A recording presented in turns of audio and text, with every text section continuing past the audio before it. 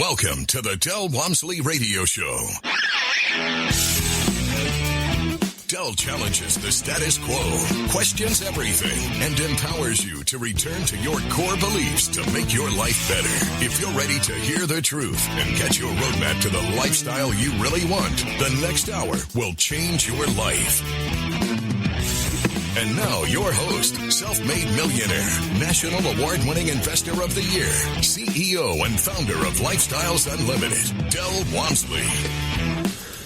Welcome to the Del Walmsley Radio Show, where the hype ends and the help begins. I'm your host, Del Walmsley, and as always, we're working on your financial freedom. My friends, I was thinking today, and it started me thinking down a different path. I was thinking, why is it do I get so many people that listen to me for very long periods of time before they take action? And, I tried to rationalize it back and forth. And, and I started saying, okay, and by the way, I just had another 2-day seminar. David Fisher did one, did a great job. And so a couple hundred more people signed up. And I have everybody talk to me after each person signs up. And then we do a little, interview with them and find out what they thought about the program. And one of the questions is, when did you first hear about us and when did you first sign up? And there seems to be quite a bit of distance between that on some people. Some people hear it the first 2 or 3 times they hear us, boom, they join up, they go, that's it, that's where I need to be. And most people who end up joining up say that they joined up because what they were hearing was almost exactly what they were thinking. In other words, you're not really learning anything from me.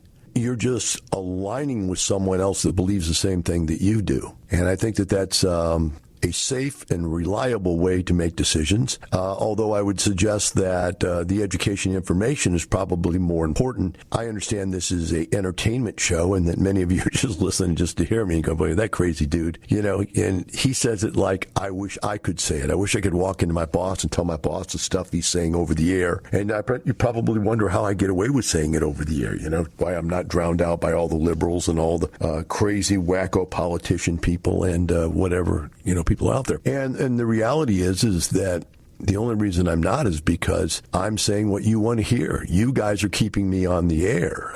There's going to be those people out there that don't want to hear what I have to say. But there's many, many, many of you that every single day keep my show on the air by simply listening and responding. And so keep it up. I appreciate it. But today, what I want to do is I'm going to go down that path that I was going down at the beginning of the show here, which was, why is it people don't take action?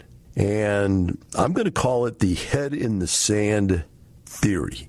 And I'm going to work on this theory today about why you need to take action to change the stuff in your life. You keep on doing the stuff you're doing, yet you expect to get a different result is the definition of insanity. We've all heard that 1,000 times, right? And yet you keep on doing. And yet I think you keep on expecting. And you keep on hoping. And maybe it's because you're just too lazy to do anything about it. Find myself in that situation many, many times, especially at 63 years old. I find myself getting up in the morning going, I just don't want to work out today. I say, well, Del, all the logical reasons. Yeah, I know the logical reasons. I just don't want to do it. Well, you feel better if you do it. I know the positive reasons. I go, I know the positive reasons. Well, then why aren't you going to do it? Because I'm 63 years old and I don't have to do it if I don't want to do it, because I'm going to die sometime in the near future. And whether or not I have one more ab or one less ab or whatever, blah, blah, blah, rationalize yourself right out of it. It's laziness. I just don't want to go do it, right? I find myself that way with doing chores. I let my chores build up on me. It's a weird thing. I don't know if you do this or not, if you know anybody like this, but I found that, I'm sitting here and I start projects. And so I've got 1, 2, 3, 5 projects sitting out there in my living room right now, my family room, that have come in the mail, things I'm doing now. I've got a lot of new hobbies going on. I've got in the yard, we're doing our summer projects in the yard. In the garage, I'm building some things. And so I got all these projects going on. And what happens is, along with that, I've got all these questionnaires that come into me from people all over the country right after they take the 2-day, because I want to know each one of you. I want to talk to you. And that's how I've kept the business in line for 30 years, is to stay, keep that ear on the ground and hear what people are saying. So I always prioritize that. And that always says, okay, it's easier for me to sit down to the computer right now and take some emails than it is, to do this. But sometimes I go, you know what? I'm just not in the mood to talk to anybody. Nope, I just don't want to talk to anybody at all, so I'm going to just not do my emails. I'll let them sit there. And for me, if I don't do emails for 2 days, I've got 200 emails. It's just crazy. And so then one day I go, okay, come on. And whether I just sit down to the computer by myself or I sit down with a glass of wine and go, this is going to be an hour or 2 of delving into people's needs, giving back, whatever. It's always that way with me. I get into these things where I get very, very productive and major things change in my life.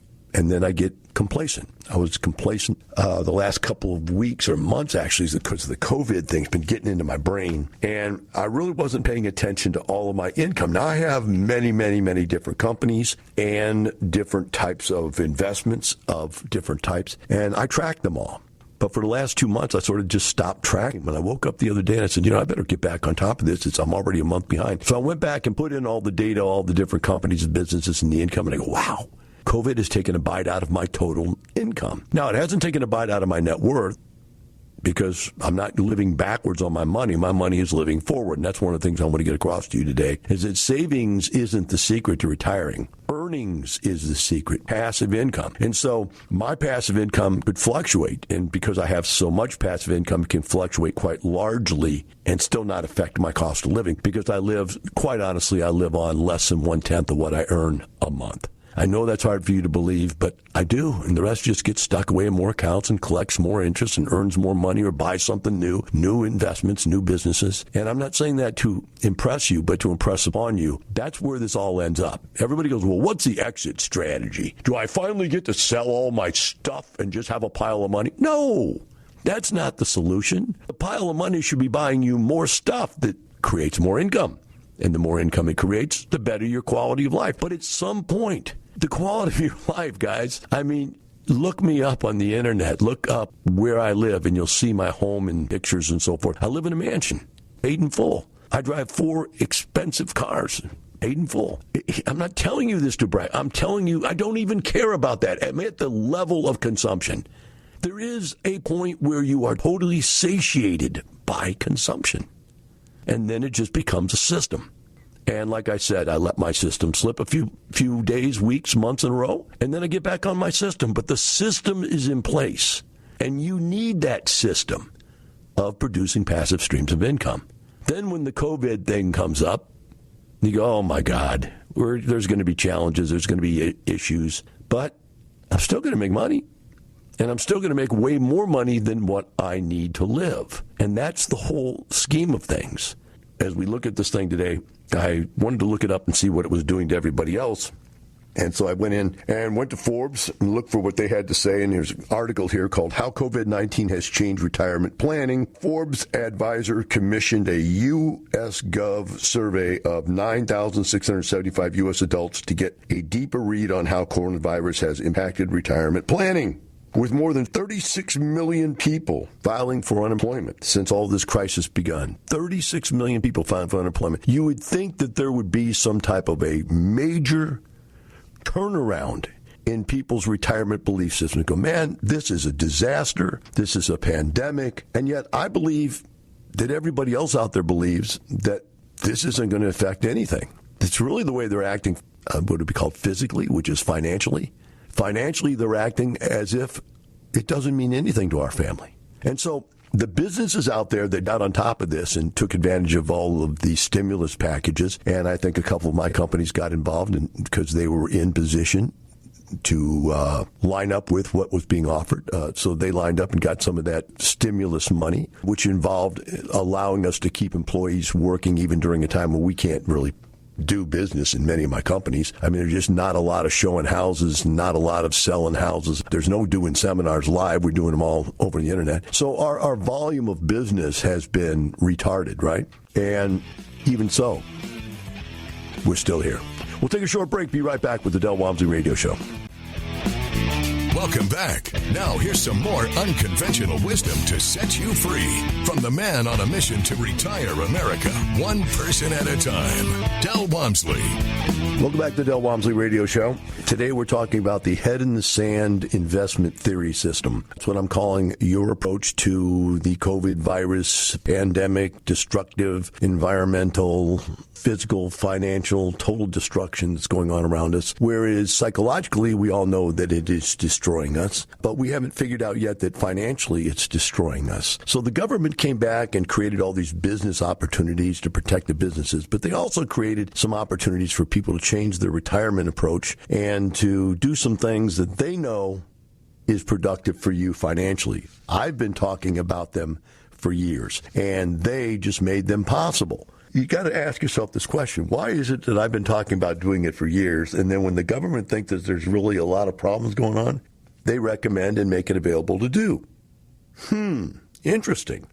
That which they don't want you to do when they're trying to control and manipulate you, when it becomes time to try to save the day, they change their theory. So what is the theory? The theory is the 401k, and that it's an effective tool for a retirement plan. Now, first of all, just to finish up here with what the government survey came up with, it said, we'd expected to uncover, this is Forbes saying this, we had expected to uncover material changes in people's retirement strategies. But what we found was more muted. For example, only 5% of those surveyed had made any changes to their asset allocation response to the COVID-19. So it goes on and says, now the CARES Act signed in March made 3 significant changes to the rules governing certain tax advantage retirement accounts. Now, like I said, why did they do that? Because they know as well as I know, I've been telling you this for 30 years, these things don't work. And they're saying, okay, let's let these people out of these stupid 401ks. And the first one is it doubled the amount one can take out of your 401k. So in other words, what you could take out of your 401k before was you could borrow up to 50% of what's there, not to exceed $50,000. So now what they're saying is you can borrow up to 50% of what's there, not to exceed $100,000. So they doubled the amount you could get out. Think what you could do with $100,000 if you put it to work over here in a deal, and that deal over the next 18 months to 2 years created a 100% rate of return.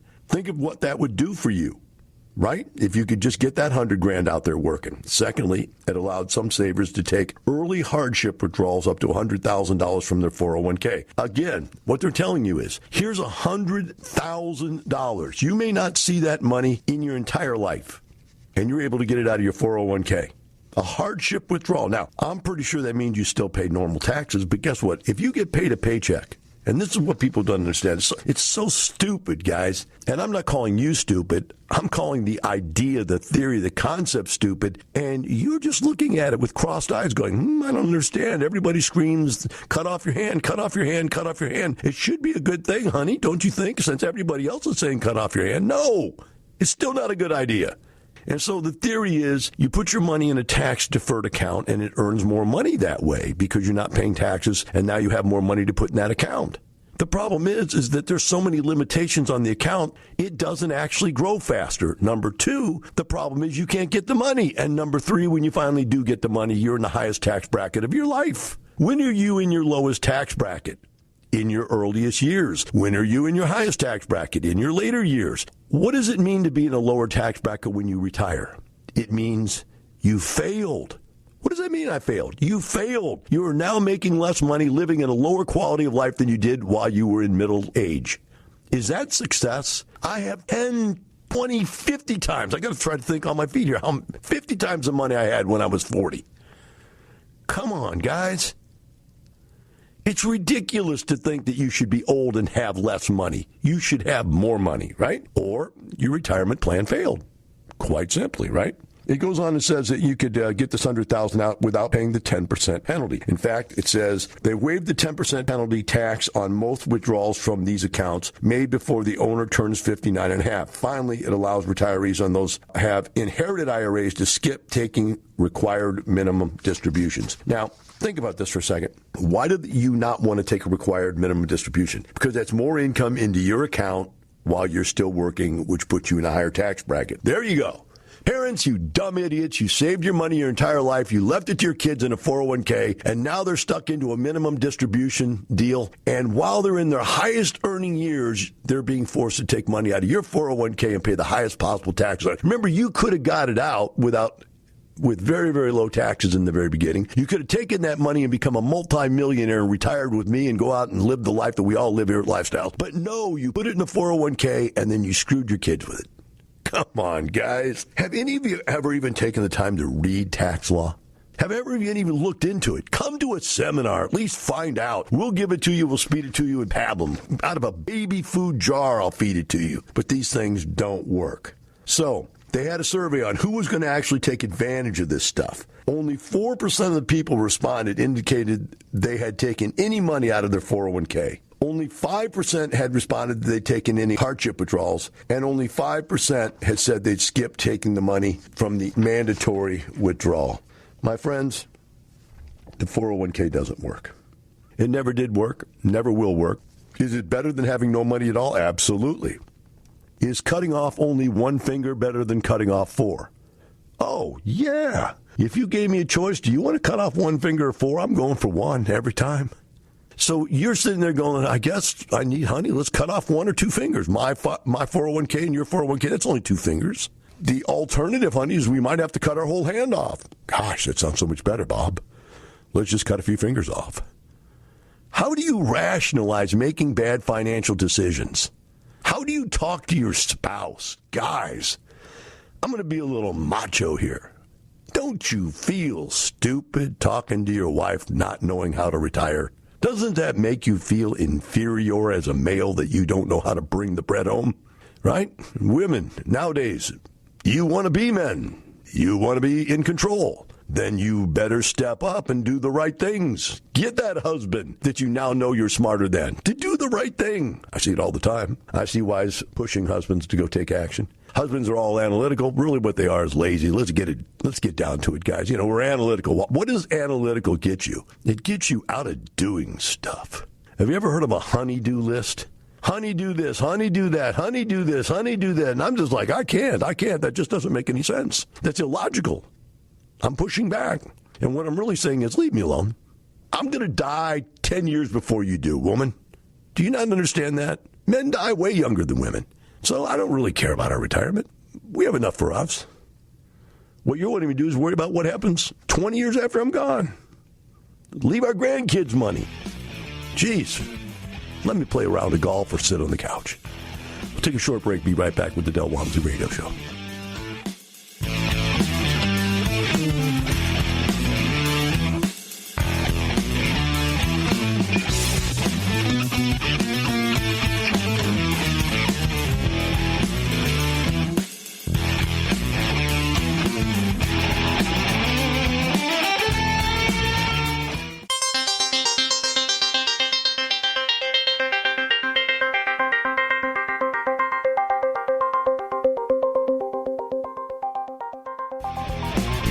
Welcome back. Now here's some more unconventional wisdom to set you free from the man on a mission to retire America, one person at a time, Del Walmsley. Welcome back to the Del Walmsley Radio Show. Today we're talking about the head in the sand approach to your retirement plan. And we've been talking about a little report that came out here. It's talking about how only 5% of you made any changes to your financial plan based on the COVID disaster that's going on around us. They asked respondents if COVID-19 would impact retirement plan by requiring them to work longer than they had planned. 11% answered yes. The most affirmative answers came from ages 45 to 54. Only group responding less than that are 18 to 24-year-olds, which only 6% of those people believe they'd have to work longer. So they see this as a blip in the radar. Reports indicated that some employers have begun suspending their 401k matching contributions. Our survey found that 4% of respondents have seen their employers suspend their 401k matching. So what's happening is these companies are suffering from the COVID environment decrease in profitability, and they're getting rid of the match. Now, the 401k is absolutely a terrible investment, even with the match. If you've got an hour, I'll explain it to you. Come to my 2-day seminar, and I'll show you exactly why in every teeny detail and numerically. But if you take away the match, it becomes not a poor investment, but a stupid investment. I mean, one where you have to be dumb as a rock to do it. And I know a lot of you don't believe that you can be dumb as a rock. I know I'm just as smart as the next person. I'm at least as sharp as the butter knife in the drawer. Of course you are, right? But all the silverware is sitting on the drawer, laying on its back the same, dead. And you're dead in the water when it comes to retiring. You need to get over there in that big wooden block with the sharp, sharp, sharp steak knives and the sharp, sharp, sharp butcher knives. That's where you need to reside, over there in the butcher block. Not in the drawer, laying on your back with nothing happening. God, what a picture that is. Lie down in the drawer and die, right? Very few respondents have changed their overall approach to their finances. See if it has anything else. Meanwhile, only 3% of those surveyed said they plan to take Social Security earlier than planned. I don't even know what that means. You know, the thing now is that, you know how you end up with more money with Social Security? Don't take it. If you wait until you're 70, 75 years of age, then instead of getting $2,500 a month, you'll get $3,500 a month. Whoopie-doo! course, you lost 10 years of earning Social Security. Plus, you lost 10 years of whatever the heck it is you're going to do with your life. It's people have just given up on retirement. It doesn't even seem like something realistic anymore. Again, I retired 2.5 years after I started investing in real estate at 34 years of age. I wrote a manifesto and created a course that taught how to retire in 5 to 7 years. Within 3 to 5 years of writing that course and teaching that course, they changed the book on me. They changed the business model to 2 to 5 years. Why? Because I did it in 2.5 years, but I didn't think everybody else could. And they did. They just started tearing it up. David Fisher brags that he did it in 2 years. He beat my 2.5 years. And many, many other thousands of people have done it in 2, 3 years and so forth. And most people by 5. Now that seems to be the longer of them. Unless you just like are tinker-toying around, and not doing it. So what is important if your 401k is? What's important is the median amount of income that you have compared to the median amount of savings that you have. So I looked up what the median amount of savings were in America today, and I got some numbers here for you. See if we can get this all in. Americans in their 20s have median savings of about $16,000. In their 30s, about $45,000. In their 40s, about $63,000. And that kind of rides with my kids. My kids are in their 20s to 30s, and they have between $15,000 and $30,000. That makes sense. Americans in their 40s, $63,000. That seems rather low for someone 40 years of age, since I was a multimillionaire by age 40. Americans in their 50s, $117,000 median savings, and Americans in their 60s, $172,000. And I don't know how you survive with $172,000 in your 60s. I just don't even see how you'd ever retire with that. And they're saying, how much should you have? Well, if you're 30 years of age, you should have 1 to 2 times your annual salary. If you're 40, you should have 3 to 4 times your annual salary. If you're 50, you should have 6 to 7 times your annual salary. And if you're in your 60s, you need 8 to 10 times. So let's say you make $100,000 a year, you need $1 million in the bank minimum, $800 to $1 million. And even then, how long could you live on? If you live on $100,000 a year, how long could you live on $800,000? Doesn't seem like that works out very well financially. Numerically, doesn't seem to work out very well. But really, the secret is that that's not the way you want to look at it at all. Really, what you want to look at it is, what does it take to retire? And to retire, you need to replace your income with passive income. So I pulled up another chart that said median household income in the U.S. by age group. Between 15 and 24 years of age, the median income is $43,000 a year. Now, if you take out taxes, right? If you take out taxes, which I calculated tax would be 15%, the lowest tax rate, plus 7% Social Security and Medicare, which is half of what it would be if you're self-employed. That gives you a total of 22% taxes, which allows you to keep 78% of that 43, which gives you $33,954 a year. Divide that by 12 months, and what you're really living on is $2,829 a month. Now, you want to know why it was so easy for me to retire at 32 years of age? Because I only needed $2,829 a month to retire. Wouldn't it be smarter to try to retire when you're younger than when you're older? Of course it would. If you move that up to age 25 to 34, the median income is $65,890. I jacked the tax rate up to 20% on that, and from 15, because you're in a higher tax bracket, so that allows you to keep 73% of that. 73% of 65,890 allows you to keep $48,099 a year, which is $4,008 a month. There you go. Most of you in your 30s should be able to retire with $4,000 a month. What is that? That's 10 rent houses. 10 rent houses or one small apartment complex, and you're done. At one time, I had over 100 rent houses, but that's irrelevant. I was doing it in a different manner. I was buying them in groups. But 10 rent houses, you're done. It's over. You never work another day in your life, right? And then each and every year after that, you buy a little bit more, a little bit more, a little bit more. Maybe you progress and mature and buy apartment complexes. And then when you get to be 40, you're worth, $5 million. When you get to be 50, you're worth $10 million. When you get to be 60, you're worth $50 to $100 million. Whew. It's a strange curve it takes, but that's the way it works, right? By age 35 to 44 years of age, the median is $80,743. Took this up to 25% tax. So that allows you to take home $54,905, which means you need $45,755. So you see, it's not even that much more. One more house, 2 more houses, and you can retire at an $80,000 a year income, $81,000. Now at 45 to 54, which is your highest earning potential years, the median is $84,464. Take that down from taxes, it comes to $57,435, which is $47,86. So you notice, even in the highest earning years of median incomes in the United States, you don't need more than $5,000 a month. $47,86, about $4,800 a month to retire. Think about that. Now it seems realistic. Now it seems like, and I got to realize this, you're only taking home $57,000 out of $100,000. You're just not taking all that money home. And when you look at it that way, the income from real estate, the way we do it, is tax-free. We're going to teach you how to do that so you can do it tax-free, tax-deferred, until you want to pay the taxes, which if you're smart, I don't ever want to pay the taxes, but sometimes I've made some decisions to pay some. So you're in a situation where it's almost your hardest choice is to be able to have to make $47.86 a month. Now, at 55 to 64, the median income goes down to $68,900, which brings it back down to $4,000 to be like the median person. And at age 65 to 74, the median income is $43,696, which means you only have to make $28.29 a month to be making the same thing that the median person of that age makes. Guys, that's 5 rent houses, 6 rent houses. It's nothing. You should be retired.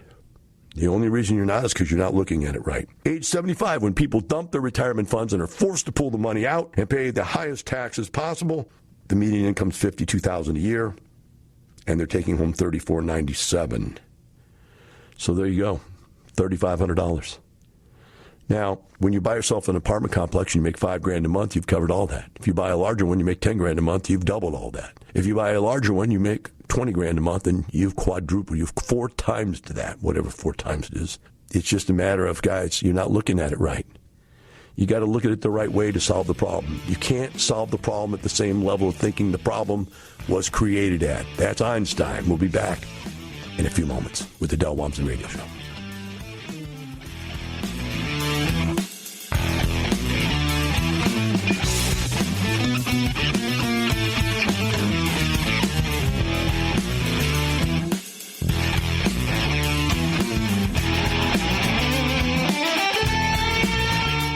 Del Walmsley talks about buying your way back from corporate America through real estate. A massive change in my life. My personal residence I lived in was a 1-bedroom condo, cost $425 a month. This covered it. My automobile car payment was only $300 and some a month. This covered it. I was buying my way back from corporate America. I could feel it. Lifestyles Unlimited will teach you how to buy your way back from corporate America. Get in control. Get into our live online free workshop. Register at lifestylesunlimitedworkshop.com. Welcome back. Now here's some more unconventional wisdom to set you free from the man on a mission to retire America, one person at a time, Del Walmsley. Welcome back to the Del Walmsley Radio Show. Today we've been talking about the head in the sand approach to retirement, and I just want to sort of sum it all up for you and bring it back down to reality. The reality is that the way you see retirement is wrong. The world is telling you from the time you're a kid that retirement, and this isn't how retired people live, by the way. This is what they're telling you, is that retired people save up a large sum of money. Sorry, they worked when I got here this morning. And then they live off of it. But that just doesn't work. People that try to retire that way end up being forced to work into their 80s, whatever it is, until they die. Because that type of income, you're going to run out of money. In fact, your goal, and 2 weird goals about that type of plan is, number 1, you plan to be broke. You plan to be poor because you're planning on taking your money out of your retirement accounts at a very, very low tax rate. That means you're living on a very, very low amount of money. So your goal starts with, let's fail. If we can be poor enough when we are old, we can take our money out of our 401k and our IRAs at a lower tax rate than we put it in there. But we have to be poor for that to happen. So rule number 1 in our plan is we have to fail. Number 2, whatever amount of money we can save up is never going to be enough to live forever. So our second goal in our plan is to die. Yes, my friends, your goal is to die. Pick an age. When I was young, I picked the age 65. I'm 63. I've got 2 years left. Now I've got mega millions of dollars, so I'm not worried about making it. I'm done. I'm there. You say, well, why'd you pick 65? Because no male in my family had lived past 65 up until that point. My dad died at 65. My grandfather died at 65. My great-grandfather died at 66, 67. And it was so like, I'm going to get my life in by age 65. You go, Del, that's morbid. Well, as a young kid, it doesn't look morbid. As a young kid, it looks like, hey, if everybody I've ever seen in my family dies by that age, I better get my life in by then. Well, guess what? I'm 63. Maybe because I'd never smoked. I don't know. Maybe because I exercised. Don't even know if I believe that. Whatever it is, I'm still here. I've had tons of operations, and many, many times I've almost died of cancer, I almost died of staph, I almost died of having my intestines rot out in my belly and had them cut out and give me a colostomy sac and then eventually put it back in me. And then after that, my body fought that. And so I've got all kinds of I got everything wrong with me you could possibly have wrong with me. So it's likely I could die within the next 2 years. It's a possibility. But the reality is I don't worry about it because there's no die on my plan. It's just not there because I have enough money. That's not a part of my plan. In your plan, you got to go, will we make it? There is no way I will run out of money. I mean, it's just physically impossible. So take the when do I die out of your plan, and then all of a sudden you get up and go, I'm 63. I'm not that bad. I see a lot of people my age, and some of them are in really good shape, and some of them look pretty decrepit. Maybe I could do it. Maybe if I exercise and I eat right and I live a clean life, I can maybe make it to 70. And then I look and I see my wife just went to her mother's birthday, 80th birthday. I just missed my uncle's 82nd birthday, which was the first male in my family to ever live that long. And he's like, he's like a mentor to me.